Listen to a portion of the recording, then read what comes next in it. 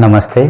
आप सभी का हार्दिक अभिनंदन है मेरे V2 study in nursing channel में। पिछले वीडियो में हमने पढ़ा था बीएलएस का एल्गोरिदम और आज हम जानेंगे आपका एसीएलएस का एल्गोरिदम। एसीएलएस का फुल फॉर्म होता है आपका एडवांस कार्डियक लाइफ सपोर्ट, जबकि बीएलएस का जो फुल फॉर्म होता है वो होता है बेसिक लाइफ सपोर्ट। एक बार समझेंगे बीएलएस को फिर से, क्योंकि आपको बिना बीएलएस के एसीएलएस करना मुमकिन ही नहीं है, तो इसलिए आपको फिर से आप बीएलएस का सारा एल्गोरिदम समझना होगा। फिर उसके बाद मूव कर जाएंगे आपके एसीएलएस की तरफ। एसीएलएस का फुल फॉर्म होता है आपका एडवांस कार्डियक लाइफ सपोर्ट। चलिए समझते हैं बीएलएस को। बीएलएस के स्टेप्स को फिर से समझेंगे। हमने बीएलएस में पढ़ा था, बीएलएस के जो स्टेप होते हैं वो 7 स्टेप होते हैं। सबसे पहले वाला जो स्टेप होता है वो होता है वेरीफाई सीन सेफ्टी। सबसे पहले आपको क्या करना है, आपकी खुद की सेफ्टी देखनी है और फिर उसके बाद आपको पेशेंट की सेफ्टी देखनी है। तो आपको क्या करना है, कहीं भी पेशेंट मान लीजिए कोई कोलैप्स हो गया तो उस सिचुएशन में करना क्या है, आपको पेशेंट को सेफ जगह लेके जाना है या सेफ इन्वायरमेंट की तरफ मूव करना है। मान लीजिए कोई पेशेंट बर्न के एरिया में है और वहां पर वो पेशेंट कोलैप्स हो गया, फेंट होके गिर गया, तो उस सिचुएशन में सबसे पहले क्या करना है, पेशेंट को बर्न एरिया से दूर लेके जाना है, जहाँ की बर्न ना हो। वहां पे सेफ इन्वायरमेंट में आप सारी चीजें प्रोसीड कर सकते हैं। या मान लीजिए कोई पेशेंट है रोड साइड, आपका पेशेंट फेंट होके गिर गया, तो उस सिचुएशन में क्या करना है, पेशेंट को आपको रोड से साइड में लेके जाना है और वहां पे आपको सारी चीजें स्टेप बाय स्टेप कंप्लीट करनी है। या रिस्पॉन्स के लिए आपने क्या किया था, शोल्डर टैप किया था। 3 टाइम आपको शोल्डर टैप करना है और पेशेंट के नाम से पेशेंट को तेजी से साउट करना है। जैसे कि अगर मान लीजिए आपको पेशेंट का नाम नहीं पता तो उस सिचुएशन में आप कर सकते हैं are you okay, are you okay, are you okay. ये आपको 3 टाइम्स तेज साउट करके बोलना है पेशेंट को। नेक्स्ट था आपका पेशेंट रेस्पॉन्स नहीं कर रहा, तो उस सिचुएशन में क्या करना था, आपको इमरजेंसी रेस्पॉन्स टीम को एक्टिवेट करना था। जो बीएलएस होता है वो 2 टाइप्स का होता है। नंबर 1 होता है आपका इनसाइड ऑफ हॉस्पिटल हो सकता है या फिर आउटसाइड ऑफ हॉस्पिटल हो सकता है। तो सबसे पहले करने के समय आपको क्या करना है, पेशेंट का प्रॉपर लोकेशन देना है। जैसे कि मान लीजिए कोई पेशेंट आपका कोलैप्स हो गया मार्केट में, तो सबसे पहले क्या करना है, मार्केट का नाम बताना है और कोई लैंडमार्क बताना है और उन्हें इन्फॉर्म करना है कि ऐसे ऐसे पेशेंट कोई कोलैप्स हो गया है और आप एईडी और इमरजेंसी इक्विपमेंट लेके इस लोकेशन पे आ जाइए। उसके बाद क्या होता है, आपको पेशेंट का प्राइमरी जो है वो असेसमेंट करना है। प्राइमरी असेसमेंट से मतलब है, प्राइमरी असेसमेंट में आपका आता है कैप। कैप या होता है, कैप का फुल फॉर्म होता है आपका सर्कुलेशन, एयरवे, ब्रीथिंग। ये आपका कैप का फुल फॉर्म होता है, वो आपको चेक करना है। कैप चेक करने के लिए आपके पास एक टेक्निक होता है जिसे बोलते हैं लुक लिसन फील। तो सबसे पहले आपको क्या करना है, लुक करना है। आपको क्या देखना है, चेस्ट, पेशेंट का चेस्ट राइज हो रहा है कि नहीं, पेशेंट ब्रीथ ले रहा है कि नहीं। लुक लुक देख लिया आपने। लिसन, लिसन यानी कि ईयर से आपको क्या करना है, पेशेंट का ब्रीथिंग साउंड सुनना है। और फील क्या करना है, आपको पल्स को फील करना है। तो इसमें 2 चीजें यहाँ पर डिवाइड हो गई थी। अगर पीडियाट्रिक एज ग्रुप है तो आपको ब्रेकियल पल्स को चेक करना है, अगर पेशेंट अडल्ट है तो उसमें आपको कैरोटिड पल्स को चेक करना है। तो आपका अडल्ट में कैरोटिड पल्स चेक करते हैं, तो कैरोटिड पल्स को चेक क्या करें, सबसे पहले तो आपके पास लोकेशन पता होना चाहिए। लोकेशन पता करने के लिए कैरोटिड पल्स सबसे पहले क्या करना है, आपको जो आपका वॉइस बॉक्स है या फिर सेंटर ऑफ द ट्रैकिया पे चले जाएंगे, वहां पर 3 फिंगर रखेंगे। नेक ऑफ द आपका जो कैरोटिड पल्स होता है वो बहुत साइड होता है, लेफ्ट और राइट बहुत साइड होता है। तो आपको क्या करना है, 3 फिंगर रख के आपको ऐसे करके मूव आना है। जहां आपका एक पिट होता है, इसे ग्रूव बोलते हैं, ग्रूव में आपका कैरोटिड पल्स रहता है, वहां पर आपको अडल्ट पेशेंट में कैरोटिड पल्स चेक करना है। और यहाँ पर हमने जाना था कि पेशेंट का जो पल्स है ग्रेटर देन 10 सेकंड नहीं करना और लेस देन 5 सेकंड से कम चेक नहीं करना। मान लीजिए आपका पल्स डाउटफुल है तो उस समय आपको इमीडिएट सीपीआर करना है, उसमें कोई डाउट ही नहीं करना, सीपीआर आपको स्टार्ट कर देना है। अगर पेशेंट का पल्स फेल्ड है, ब्रीथिंग नॉर्मल है, तो आपको क्या करना है, पेशेंट को अंटिल इमरजेंसी तक पेशेंट को मॉनिटर करना है। नेक्स्ट था आपको, मान लीजिए पेशेंट का पल्स तो फेल्ड है और पेशेंट का जो ब्रीथिंग है वो आपका नॉर्मल नहीं है। जो नॉर्मल ब्रीथिंग जो हमने पढ़ा था, जो नॉर्मल आरआर जो रेशियो है आपका, आरआर नॉर्मल आरआर था 16 to 20 बीट पर मिनट। अगर मान लीजिए पेशेंट का आरआर डिक्रीज हो गया तो उस सिचुएशन में मान लीजिए वो 10 ब्रीथ पर मिनट हो गया, तो उस सिचुएशन में क्या करना है, आपको रिजर्व ब्रीथ देना है। आपको तो क्या करना है, एवरेज 6 सेकंड, प्रत्येक 6 सेकंड में आपको 1 ब्रीथ देना है पेशेंट को। ठीक है, हर एक 6 सेकंड में आपको पेशेंट को 1 ब्रीथ देना है। तो आपका 1 मिनट का ब्रीथ हो गया, आपका 10 ब्रीथ हो गया 1 मिनट में, ठीक है, पर मिनट में 10 ब्रीथ हो गया। आपको 1 मिनट में पेशेंट को 10 ब्रीथ प्रोवाइड करना है, ये हम ऑलरेडी पढ़ चुके हैं पिछले वीडियो में। इसके बाद हमने जाना था कि अगर मान लीजिए पेशेंट का, अब सबसे पहले जानेंगे अभी सीपीआर का लोकेशन। अभी किसी पेशेंट को अगर सीपीआर देना है तो लोकेशन क्या होना चाहिए, आपका हैंड का मूवमेंट कैसे होना चाहिए, आपकी पोजीशन क्या होना चाहिए। तो आपको मान लीजिए किसी पेशेंट को सीपीआर करना है तो सबसे पहले क्या है, आपको लोकेशन ऑफ सीपीआर पता होना चाहिए, पेशेंट को सीपीआर देना कहाँ है।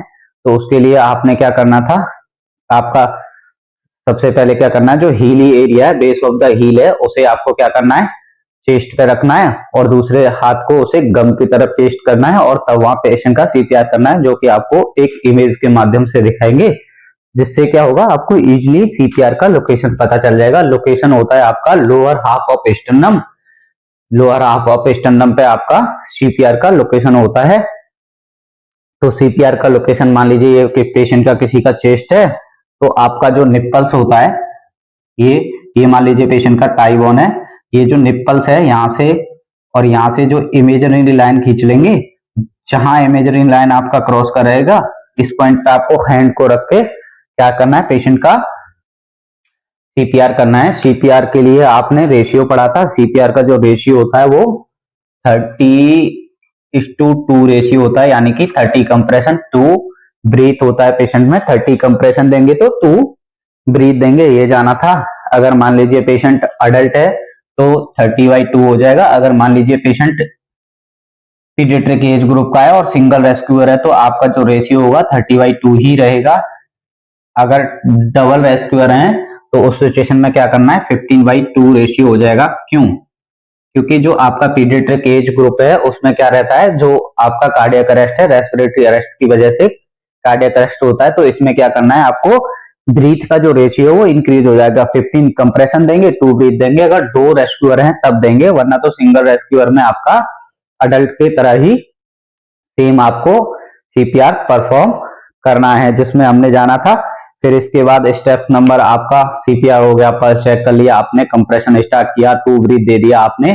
फिर आपको क्या करना है, पेशेंट का तब तक आपके पास एईडी अराइव हो जाएगा। तो आपने सबसे पहले क्या करना है, आप कंप्लीटली सीपीआर देंगे। पेशेंट जब आपका एसीएलएस जो एएमएस टीम है वो आ जाएगी, इमरजेंसी रेस्पॉन्स टीम आ जाएगी, तो वो आपका एईडी पेशेंट को अप्लाई कर देगी। एईडी अप्लाई करने के लिए आपको लोकेशन ऑफ पैड्स पता होना चाहिए, पेशेंट को कहां पर एईडी पैड्स लगाने हैं। जो आपका मिड क्लेविकुलर लाइन है, ये आपका जो हॉरिजॉन्टल वॉन है, ये बॉडी का सिंगल हॉरिजॉन्टल वॉन है, इसके जो मिड लाइन है, आपका मिड लाइन पे आपको राइट साइड में आपका मिड लाइन पे आपको 3 to 4 सेंटीमीटर के नीचे आपको एक पैड को अप्लाई करना है। दूसरे पैड को आपका जो अपेक्स ऑफ हार्ट है, यानी कि लेफ्ट वेंट्रिकल जो है हार्ट का, उसके पास में आपको क्या करना है, सेकंड आपको एईडी पैड को अप्लाई करना है। और आपको टोटली डिपेंड किस पे हो जाना था, एईडी पे हो जाना था। एईडी का फुल फॉर्म होता है ऑटोमेटेड एक्सटर्नल डिफिब्रिलेटर। इसका काम क्या है, ये एक डिवाइस है जो कि ऑटोमेटिक चलता है। इसका काम होता है रिदम्स को चेक करना, शॉक डिलीवर करना और पेशेंट को रिवाइव करने के चांसेस को इंक्रीज करना। किसी भी पेशेंट को रिवाइव करने के लिए आपका जल्दी से शॉक डिलीवर होने से पेशेंट का हार्ट जो है वो रिवाइव हो जाता है। तो इसको ऑपरेट करने के लिए आपके पास 3 बटन होते हैं। सबसे पहले होता है आपका स्विच इन करना है, ऑन करना है एडी को, शॉक डिलीवरिंग के लिए आता है। और बस यही आपके पास 2-2-3-3 ऑपरेटिव कीज होती है, जिससे आप एडी को इजीली समझ सकते हैं। एडी को आपको इमेजेस के माध्यम से दिखा सकते हैं, अभी देखेंगे तो एडी आप समझ सकते हैं। एडी का काम हुआ। इसके बाद आपको सबसे पहले एडी पैड अटैच करने से पहले क्या ध्यान रखना है कि पेशेंट का जो मेल्स में जो मोस्टली होता है आपका हेयर एरिया होता है, तो उसमें क्या करना होता है, आपको हेयर को रिमूव करना होता है। तो ऐसी इमरजेंसी वाली सिचुएशन में तो आप ट्रिम नहीं कर सकते, तो उस सिचुएशन में क्या करना है, आपको जहां भी पेशेंट को हेयर है और जहां आपका लोकेशन है एडी पैड्स का, वहां पे क्या करना है, जब भी कोई एडी परचेज करते हैं तो उसके पास 2 एडी पैड्स का पेयर आता है। तो उसमें क्या करना है, सबसे पहले जो फर्स्ट वाले जो एडी पैड है उसे अप्लाई करना है और अच्छे से स्टक करके और जल्दी से खींच देना है, जिससे क्या होगा पेशेंट के हेयर रिमूव हो जाएंगे और आप इजीली एडी पैड को अच्छे से अप्लाई कर सकते हैं। मान लीजिए कोई पेशेंट वेट है तो उसमें क्या करना है, आपको चेस्ट को ड्राई कर सकते हैं, किसी भी क्लॉथ से ड्राई करके वहां पे आप एडी पैड अप्लाई कर सकते हैं। तो एडी का काम क्या है, सबसे पहले एडी पैड अटैच हुआ, उसके बाद एडी पैड, एडी का कमांड पे टोटली डिपेंड हो जाना है। एडी का काम क्या होता है, वो रिदम को एनालाइज करती है। रिदम को एनालाइज करने के बाद एईडी बताएगा कि शॉकेबल रिदम है या नॉन शॉकेबल रिदम है। एईडी जब पेशेंट का रिदम को एनालाइज करेगी तो वो बताता है कि रिदम एनालाइजेस, फिर बोलता है आपका stay clear, ready, prepare to shock, shock के लिए पेशेंट रेडी होती है। तो फिर उसके बाद बोलती है आपका स्टे क्लियर, तो आपको पेशेंट से अलग हो जाना है। और उसके बाद बोलती है शॉक डिलीवर, शॉक डिलीवर होने के बाद फिर से एईडी का कमांड आता है रिज्यूम सीपीआर, तो आपको फिर से सीपीआर की तरफ चले जाना है। मान लीजिए पेशेंट का रिदम एनालाइज किया एईडी ने बता दिया नॉन शॉकेबल रिदम है, तो आपको सीपीआर से नहीं हटना है, सीपीआर कंटिन्यू रखना है। आपका रेशियो सेम रहेगा, 30/2 कंप्रेशन रहेगा।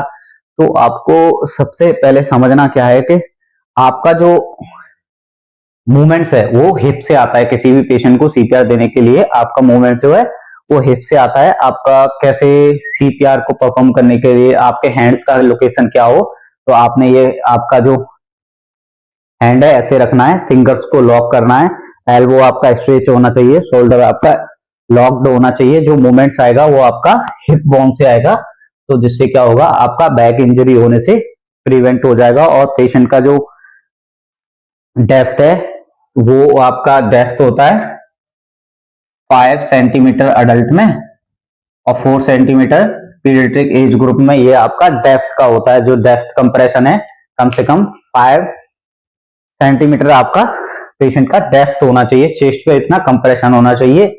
ये सब हम पिछले वीडियो में ऑलरेडी डिस्कस कर चुके हैं।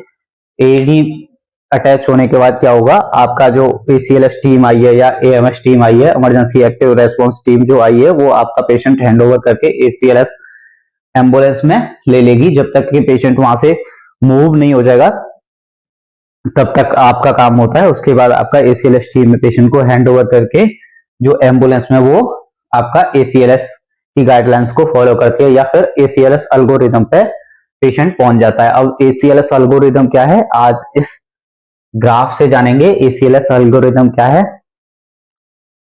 Adult cardiac arrest algorithm. अभी जानेंगे अडल्ट कार्डियक एल्गोरिदम। देखिए स्टार्ट सीपीआर, ये पार्ट ऑफ बीएलएस है।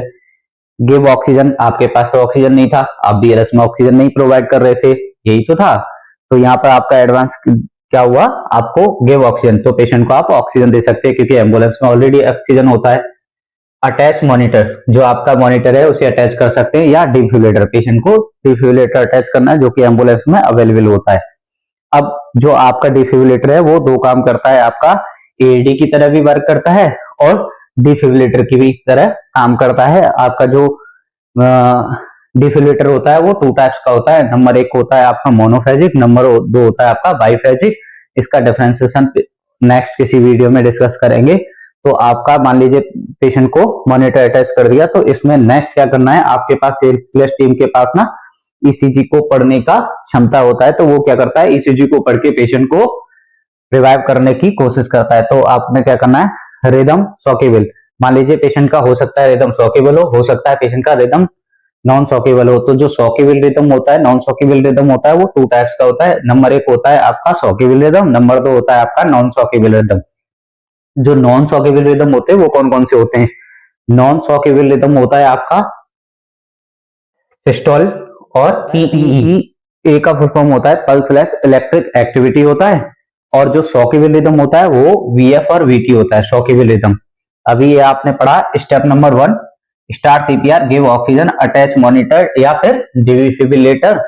डिफिब्रिलेटर ने क्या किया, रिदम को चेक किया, या तो रिदम शॉकेबल हो सकती है या फिर नॉन शॉकेबल हो सकती है। यस, अगर शॉकेबल रिदम है तो क्या हो जाएगा, स्टेप नंबर 2 पे चले जाएंगे। शॉकेबल रिदम में आपका क्या आता है, वीएफ और वीटी आता है। शॉकेबल रिदम है और पेशेंट को शॉकेबल रिदम है तो क्या करेंगे, 3 स्टेप है, शॉक दे देंगे पेशेंट को।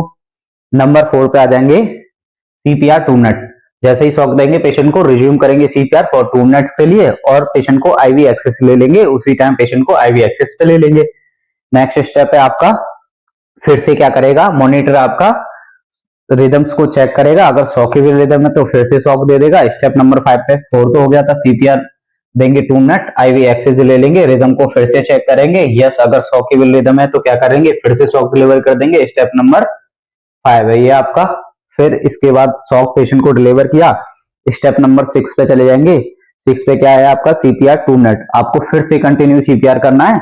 आपने आईवी एक्सेस पॉइंट नंबर 4 में ऑलरेडी ले चुके हैं, तो इसमें क्या करेंगे, एडीआर एवरी 3 to 5 मिनट। तो आप पेशेंट को एडीआर पुश कर देंगे एवरी 3 to 5 मिनट्स में। और एडवांस एयरवे, और पेशेंट को एडवांस एयरवे पे लेने की ट्राई करेंगे। कैफेनोग्राफी जो होता है मॉनिटरिंग का एक पार्ट है, जिसमें क्या होता है, ईसीजी इलेक्ट्रोड के माध्यम से आपको डिस्प्ले पे कैफेनोग्राफी देखने को यूजुअली मिलेगा। स्टेप नंबर 6 तक हुआ आपका क्लियर। नेक्स्ट है आपका, फिर से क्या करेगा, मशीन या मॉनिटर आपका रिदम्स को चेक करेगा। रिदम सॉकेबल, अगर मान लीजिए पेशेंट का रिदम सॉकेबल नहीं है तो आपका पेशेंट कहां लैंड कर जाएगा, आपका पेशेंट आ जाएगा इधर टॉल नंबर पे चला जाएगा। जैसे कि यहाँ सॉकेबल, मान लीजिए नो सॉकेबल रिदम है तो आपका पेशेंट लैंड कर गया 12 नंबर में, तो आपका मान लीजिए यहाँ 4 के बाद आपने क्या किया, पेशेंट का रिदम सॉकेबल, तो पेशेंट का आपका रिदम सॉकेबल नहीं तो लैंड कर गया किसमें, 12 नंबर पॉइंट में। If no sign of ROSC, go to step number 10 11। मान लीजिए पेशेंट का रॉस का अचीव हो गया तो go to post cardiac arrest care, ये आपका रिदम। नेक्स्ट है आपका रिदम सॉकेबल है या फिर नॉन सॉकेबल। मान लीजिए पेशेंट का रिदम सॉकेबल है, स्टेप नंबर 6 से नीचे जाएंगे तो पेशेंट को शॉक देंगे, 8 नंबर पे मूव कर देंगे, सीपीआर फॉर 2 मिनट। नेक्स्ट जो डोज होता है आपका एमियोड्रोन होता है या फिर लिडोकेन होता है। एमियोड्रोन जो होता है वो फर्स्ट जो डोज होता है वो आपका 300 mcg आपका एमिड्रॉन का फर्स्ट डोज होता है। इसका सेकंड डोज होता है, सेकंड जो डोज होता है इसका 150 mg पॉलस होता है, ये आपका एमिड्रॉन। नेक्स्ट है आपका लेडोकेन। लेडोकेन में का आपका फर्स्ट डोज होता है 1.5 से लेके 1.5, और नेक्स्ट जो डोज होता है आपका 1.5 से लेके 1.75, ये आपका नेक्स्ट सेकंड डोज होता है, ये सेकंड, और ये फर्स्ट डोज होता है आपका लेडोकेन का। नेक्स्ट आया आपका, तो आपको क्या करना है, पेशेंट के रिवर्सिबल कॉजेज को ट्रीट करना है। अब जाएंगे स्टेप नंबर 9 पे। नो, मान लीजिए पेशेंट को आपका सॉकेबल रिदम नहीं है तो उस केस में क्या करना है, नॉन सॉकेबल रिदम दो होता है आपका, ए सिस्टोल होता है और पीईए। पीई का फुल फॉर्म होता है पल्स इलेक्ट्रिक एक्टिविटी। तो उस सिचुएशन में क्या करना है, आपको पेशेंट को एक एडीआर देना है। स्टेप नंबर 10 पे मूव करना है, start CPR for 2 minute, patient का सीपीआर स्टार्ट करना है 2 मिनट के लिए। आईवी एक्सेस पेशेंट का, जबकि यहाँ आपका 4 नंबर में आईवी एक्सेस लग रहा था, यहाँ आपका 10 नंबर में चला जाएगा। Start CPR for 2 minute, IV access ले देंगे, पेशेंट को एडीआर या फिर एपिनेफ्रिन बोलते हैं इसके, या फिर आपका ये क्या करेंगे, एडीआर एवरी 3 to 5 मिनट, हर 3 से 5 मिनट में आपको एक एडीआर पुश करना है। एडवांस एयरवे इंजेक्ट करना है, पेशेंट को इंक्यूबेट करना है, इसे एडवांस एयरवे बोलते हैं। तो फिर कैपिनोग्राफी, पेशेंट का मॉनिटरिंग पे कैपिनोग्राफी लेंगे। नेक्स्ट है आपका रिदम शॉकेबल। मान लीजिए फिर से पेशेंट का रिदम चेक किया और शॉकेबल रिदम नहीं है तो आपका स्टेप नंबर 11 पे चले जाएंगे। स्टेप नंबर 11 है आपका quality of CPR. Quality of CPR क्या होता है, आपके पेशेंट का कंप्रेशन जो होना चाहिए 100 से 120 के बीच का कंप्रेशन होना चाहिए, 30 कंप्रेशन टू ब्रीथ पेशेंट का होना चाहिए, डेप्थ आपके पेशेंट का 5 सेंटीमीटर होना चाहिए अडल्ट में और 4 सेंटीमीटर होना चाहिए पीडियाट्रिक में। ये आपका क्वालिटी ऑफ सीपीआर है। चेंज एवरी 2 मिनट्स, तो पर्सन को आपको जो कंप्रेसर है, जो कंप्रेशन पेशेंट को दे रहा है, तो उसे एवरी 2 मिनट्स में स्विच करना है। अगर मान लीजिए कंप्रेसर फटीग फील कर रहा है तो उसे उसी टाइम आपको ट्विस्ट कर देना है, सेकंड कंप्रेसर को ले आना है। नेक्स्ट है आपका डिफिब्रिलेशन, तो पेशेंट को अर्ली डिफिब्रिलेशन करना है, क्योंकि अर्ली डिफिब्रिलेशन पेशेंट को अराइव के चांसेस इंक्रीज कर लेता है। मान लो पेशेंट का आपके पास जो मॉनिटर है वो बाइफेजिक मॉनिटर है, तो आपको कितना जूल शॉक देना है, आपका 120 से 200 जूल शॉक देना है। ये आपका बाइफेजिक है, ठीक है। बाइफेजिक में आपका 120 से 200 जूल आपको शॉक डिलीवर करना है। नेक्स्ट है आपका 360 जूल इन मोनोफेजिक। मोनोफेजिक में 360 जूल होता है। अब से पहले आपके पास केवल मोनोफेजिक डिफिब्रिलेटर होते थे, अभी बाईफेजिक डिफिब्रिलेटर होते हैं जो कि एडवांस लेवल के डिफिब्रिलेटर होते हैं। नेक्स्ट है आपको ड्रग थेरेपी में दवाइयां क्या क्या देनी है। ड्रग थेरेपी में सबसे पहले आता है आपका एडीआर या कि वैसोकॉन बोल सकते हैं, 1 mg एवरी 3 to 5 मिनट में आपको हर एक 3 से 5 मिनट में एक एडीआर देना है। नेक्स्ट है आपका एमेड्रोन, जिसका फर्स्ट जो डोज होता है वो होता है आपका 300 mg बोलस होता है, सेकंड जो होता है 150 होता है। नेक्स्ट थेरेपी में आता है आपका लेडोकेन आता है। लेडोकेन का जो फर्स्ट डोज होता है 0.5 से लेके 1.5 होता है, से लेके 1.57 होता है। नेक्स्ट है आपका एयरवे, तो एयरवे में सबसे पहले आपको इंट्यूबेशन कर लेना है। रॉस्क, अगर मान लीजिए पेशेंट का पल्स अचीव हो गया, बीपी पेशेंट का आ गया, कैपेनोग्राफी जो आपने देखना है उसका जो है कैपेनोग्राफी पीई TCOT जो होता है आपका ग्रेटर देन या तो 40 mmHg होना चाहिए, फिर बराबर 40 mg होना चाहिए, तो आपका रॉस्क पेशेंट का अचीव हो गया है। तो आपने नेक्स्ट देखना है रिवर्सिबल कॉजेज। रिवर्सिबल कॉजेज में आपका आता है 5H और 5T। जो 5H जो 5T है वो रिवर्सिबल कॉजेज है, उसके बारे में आपको नेक्स्ट वीडियो में बताएंगे, क्योंकि